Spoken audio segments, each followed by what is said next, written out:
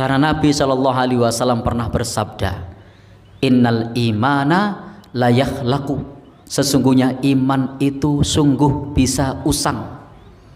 Fi jaufi ahadikum, iman yang berada di dalam dada kalian itu bisa usang, kata Nabi. Kama yakhlaqus saub, sebagaimana usangnya kain. Jadi iman itu bisa usang, bisa lusuh, bisa rusak sebagaimana baju yang kita pakai. Jadi Bapak Ibu jangan menganggap bahwasanya iman itu akan baik-baik saja, tapi iman itu bisa usang. Sebagaimana baju yang kita pakai juga bisa usang. Bapak Ibu kalau punya baju yang baru itu rasanya masih indah, masih nyaman dipakai. Kalau sudah lama, sudah mulai usang, makanya gimana? Sudah beda. Besok kalau di lemari itu sudah dilipetan, tidak diambil lagi, yang diambil yang baru lagi. Yang lama disingkir ke yang baru diambil lagi. Kenapa? Karena memang baju ini ada masa pakainya. Sama dengan iman kita, kata Nabi, itu bisa usang sebagaimana baju. Maka perintahnya apa? Perintahnya Nabi Shallallahu Alaihi Wasallam memerintahkan kepada kita untuk ayujaddidal iman, untuk memperbarui iman. Jadi Nabi perintahkan bagi kita untuk senantiasa memperbarui iman kita. Jadi iman ini senantiasa perlu diperbarui, perlu untuk dikuatkan. Karena al-imanu yazidu wa yanqusu, iman itu bertambah dan berkurang.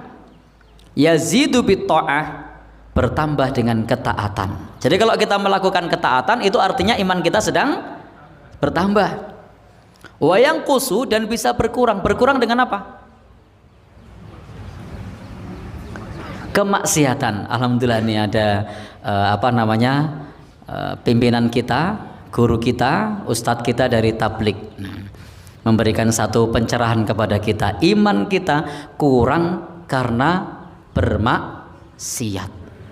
Jadi iman kita akan bertambah seiring dengan ketaatan yang kita lakukan, dan iman kita akan berkurang seiring dengan kemaksiatan yang kita lakukan. Na'udzubillahi min dzalik.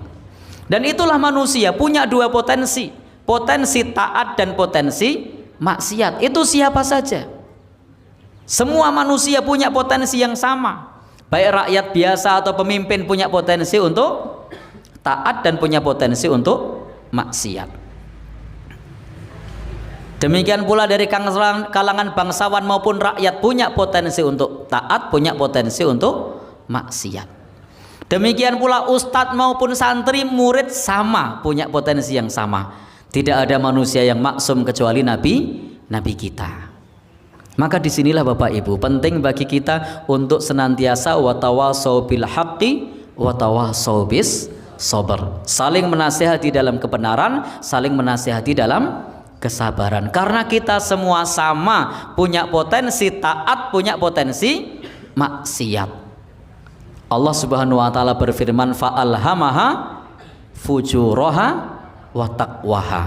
Allah ilhamkan yang pertama fujur, yang kedua takwa. Beda dengan malaikat, itu semuanya baik, tapi kalau manusia punya fujur dan takwa. Maka nanti yang akan berpengaruh adalah usaha-usaha diri kita, internal kita, doa-doa kita kepada Allah, kemudian juga lingkungan sekitar kita.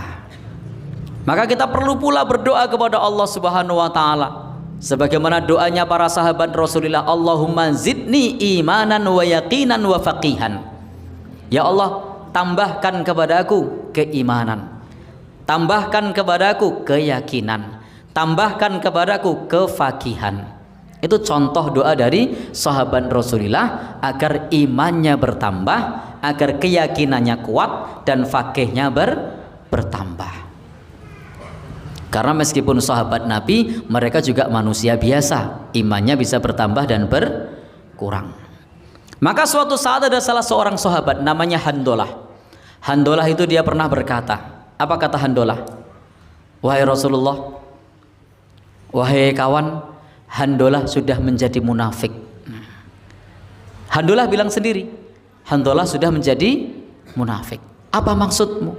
Dia mengatakan, kami ini ketika dekat dengan Rasulullah, kami ini ketika dekat dengan para sahabat Rasul, kami merasa seolah-olah surga itu ada di depan mata, seolah-olah neraka itu membayangi kita.